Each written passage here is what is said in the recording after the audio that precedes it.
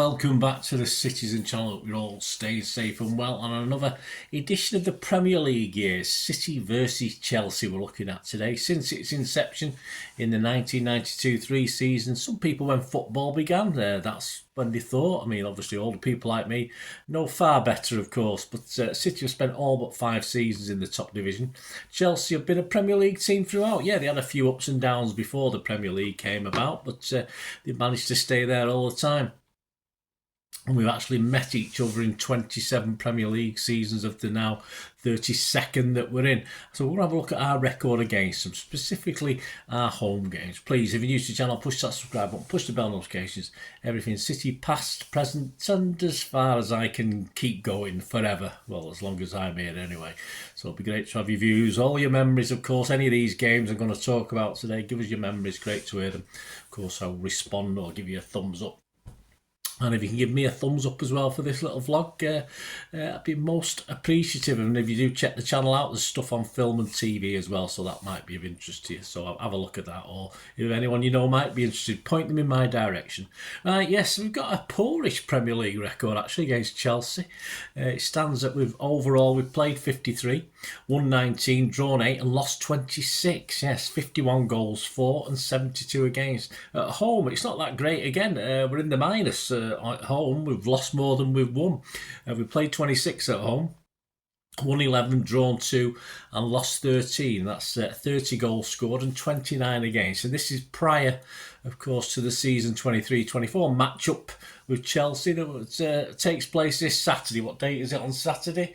Yes, the 17th of February. So this is all these facts and figures are prior to the 17th of February 2024. So yeah, we can sort of get a bit closer with that home record, can't we? If we do the business on this Saturday anyway. But you might already know by the time you're watching this.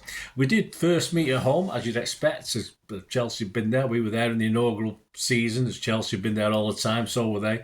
And it was on the 20th of September 1992. A 1-0 loss, unfortunately. Terry Phelan and AD Mike graced the programme cover for this 4 p.m. televised game, and it was match day 9 for Peter Reid's City. We sat 9th. Ian Porterfield was the Chelsea manager at the time. They were 2 points behind us in 13th. Attendance wasn't great. Perhaps people wanted to watch on the telly. If you're watching on the telly, you're attendance is 22,420, which was our lowest so far that season. The lineup: City, Creighton, Ian Brightwell, Phelan, Reid, Curl, Hill, White, Flitcroft, Sharon, Simpson, Holden. Substitutes were Mike and David Brightwell and Margetson. Chelsea's team was Hitchcock, Hall, Sinclair, Townsend, Lee, Donachie, Newton, Fleck, Harford, Spackman, Wise. Their subs were Stewart, Spencer and Chamberlain. It ended, as I said, City 0, Chelsea 1. The headline in the Manchester Evening News was flops on the box, because obviously it was on telly. So we'll go over to Paul Hinch, just have a quick look at his match report. As a televised spectacle, this match was soccer's equivalent of El Dorado. For people who don't know that was a failed TV series, BBC I think it was. And there wasn't even the consolation of a happy ending for the Maine Road men. For the second match in succession, the sickly-looking Blues slumped to a depressing home defeat, with the latest self-inflicted setback against Chelsea witnessed by the growing army of B-Sky B subscribers. In fact, City chairman Peter Swell could do his club a favour by banning the TV cameras from Maine Road from now on. We have had a very poor record. I did a vlog on that about our poor record with live games. If I remember, I'll try and put a link up for you guys on that one. For the Blues on the box, are not a pretty sight, and there were few signs yesterday that Peter Reid's players are any near to conquering their camera shyness. Oddly enough, City promised to provide a feast for the armchair viewers with a blistering start, which could so easily produce goals for Fitzroy Simpson and David White, but they were only flattering to deceive. The all too familiar pattern emerged, the Blues enjoying bags of possession without seriously troubling Chelsea's keeper Kevin Hitchcock, who would surely have been suspect under pressure in his first senior game with the season. Truth is that without Niall Quinn, City lacked the cutting edge they needed to break through the Chelsea's defensive blanket. White in particular has looked lost without his partner in plunder for the last 2 matches, and the Blues New England star will be breathing a sigh of relief that the Irish giant has completed his 3-match suspension. Just as against Middlesbrough a week last Saturday, no one could complain about the work rate of Reid's side, and just as they did against Borough, the Blues created enough chances to have at least spared themselves the embarrassment of another home defeat. Gary Flitcroft, who had had a fine match in midfield, was unlucky with a bullet header from Rick Holden's corner which flew into Hitchcock's arms. The busy Simpson also missed a glorious late chance to equalise when his first drive from only 6 yards was somehow pushed around the post by the Chelsea keeper. But the veteran Mick Hartford gave the toothless Blues a lesson in finishing with a blockbuster shot 5 minutes from the interval. The strike came during the near 20-minute spell when the Blues were reduced to 10 men, while Rick Holden was having several stitches in an ugly face wound following a horrific-looking collision with teammate Terry Phelan. Not great.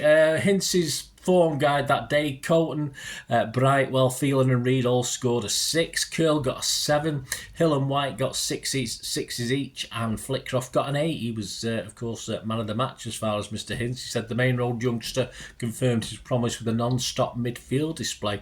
Sharon, Simpson and Holden all got 6s, and AD Mike, the sub, came on. He got a 5 though for coming a bit mean from Paul.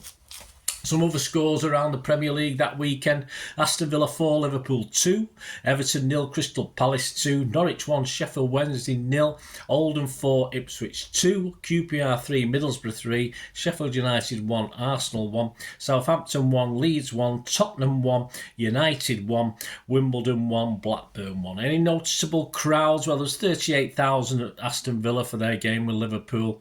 Everton squoze a massive 18,000 into their packed ground. Oldham 11,000. Tottenham was, of course, against United, 33,296, and of course Wimbledon, who could never really get big crowds unless they played someone like United. It's obviously all the London-based United fans. 6,000, just over 6,000 for the Wimbledon game. Peter Reid's view of this game: we took a calculated risk by playing with 10 men while Rick Holden was being stitched up, and the gamble backfired when Chelsea scored. I cannot fault my players for the effort. The only criticism is that for second match running we failed to put away our chances. The free kick which led to their goal was debatable, but I never query referees' decisions. 20 minutes playing with 10 men to get someone stitched up. Get a faster stitcher or do something else about it. We did go to the Bridge the following January and win 4-2, and we would finish 2 places above Chelsea and 9th, a point better off, so it wasn't a total disaster. Our first home win in the Premier League came at the 8th time of asking. 8th time for trying. It was 1-0 on the 16th of October 2004. A 5:15pm kickoff for the TV cameras yet again. David James was a main star on the front cover of the programme. It was match day 9. Keegan's City sat 12th, 8 points from 8 games. Jose Mourinho, who's he? High-flying Chelsea, second, 20 points from 8 games. The attendance that day was 45,047. It ended City 1, Chelsea 0 on a very wet afternoon. The lineup: City, James Mills, Distan, Dunn, Thatcher, Sean Wright, Phillips, Bosvelt, Sibierski, Sunji Hine, Macken, Anelka. The subs: McManaman, he came on in the 43rd minute. Fowler, Waterus, there's a good one. Flood and Anua were all unused substitutes. For Chelsea: Cech, Ferreira, Terry, Carvalho, Gallas, Thiago, Lampard, Makalele, Duff, Kesman, Gudjonsson. Their subs who came on: Jeremy came on 78 minutes, Bridge came on 45 minutes, and Cole came on 64 minutes, and the other subs not used were Parker and Cudicini. From the BBC Match Report, Chelsea suffered their first defeat of the season as a Nicholas Anelka penalty inspired City to an impressive victory. Anelka stroked home a penalty after being brought down by Paulo Ferreira, who was fortunate not to be sent off. Bosvelt had launched a long ball to Anelka before the incident. It may have taken place just outside the area, but ref Howard Webb gave it. We used to get the shouts from the referees in those days. City keeper David James got a vital touch to divert a Frank Lampard shot onto the post before again denying the same play with another fine save. Ida Johnson also slashed a shot wildly wide, but City resolutely held on. We drew at the Bridge 0-0 the following February, but Chelsea went on to lift the title. City finished 8th, 43 points behind. So a bit of a gap recap. Our worst home loss was 3-0 on the 19th of October 2002. Ali Banabi graced the front cover on that one. Match day 10, Keegan City sat 16th, 8 points from 9 games. Claudio Ranieri's Chelsea sat 7th, 5 points better off. The attendance that day was 34,953. City lineup: Schmeichel, Sunji-Hai, Howie, Distan, Wright, Phillips, Berkovic, Foe, Bernabit, Jensen, Anelka and Gota. Huckabee was one of the subs. He came on for Gota on 71 minutes. Nash, Dunn, Horlock and Vuoso were all unused. Chelsea: Cudicini, Lasso, Gallas, Desai, Melchiot, Morris, Petit, Lampard, De Lucas, Zola, Oliveira replaced him on 89 minutes, and Hasselbank. Subs not used: Pidgley, Ferrer, Terry and Good Johnson. The BBC reported a second half Gianfranco Zola brace gave manager Claudio Ranieri an early birthday present as Chelsea won for the first time in 4 games. Zola ensured an early start to the manager's 51st birthday on Sunday when he headed home a Graham Lasso corner, then broke clear to rifle the home past Peter Schmeichel. The icing on the cake was provided by Jimmy Floyd Hasselbank, who claimed his first goal in open play this season. Chelsea's win means that Kevin Keegan's side have secured just 2 points from 6 games. Come on, Kevin, buck up. We finished 9th on 51 points, 16 points behind Chelsea, who ended 4th that season. And last game we're going to look at, on a more pleasant note, our biggest Premier League home victory was 6-0 on the 10th of February 2019. A cropped-haired KDB graced the cover of the programme.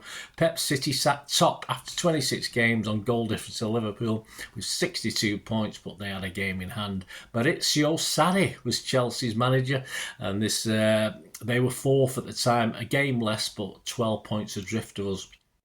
City had lost at the Bridge 2-0 though the previous December. Attendance that day 54,452. The City lineup: Ederson, Walker, Stones, Laporte, Zinchenko, Gundo, Fernandinho, De Bruyne, Bernardo Silva, Aguero and Sterling. On the bench: Danilo, Sane, Silva, Mahrez, Otamendi, Gabriel, Jesus, Muric. And Chelsea were Arrizabalaga, however you say that, Arrizabalaga, Azpilicueta, Rudiger, Luiz, Alonso, Conte, Jorginho, Barkley, Pedro, Higuain, Hazard, and their subs: Loftus-Cheek, Caballero, Kovacic, Giroud, Willen, Christensen, Emerson and Palmieri. Edison and Palmer, what was I saying there? Palmieri.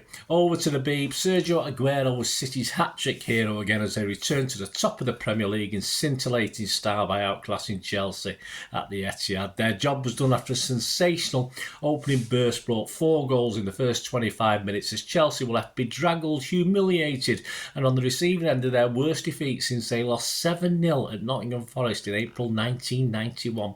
The rout started after 4 minutes when Chelsea were caught napping by Kevin De Bruyne's quick free kick, which left Raheem Sterling to fire in at the far post before Aguero, who had already missed an open goal, curled a magnificent right foot finish past a stretching Kepa Arrizabalaga from 25 yards. Chelsea's embarrassment was symbolised by Ross Barkley's inexplicable header straight to the feet of Aguero to poach his second, and Ilkay capped that early blitz with a low drive.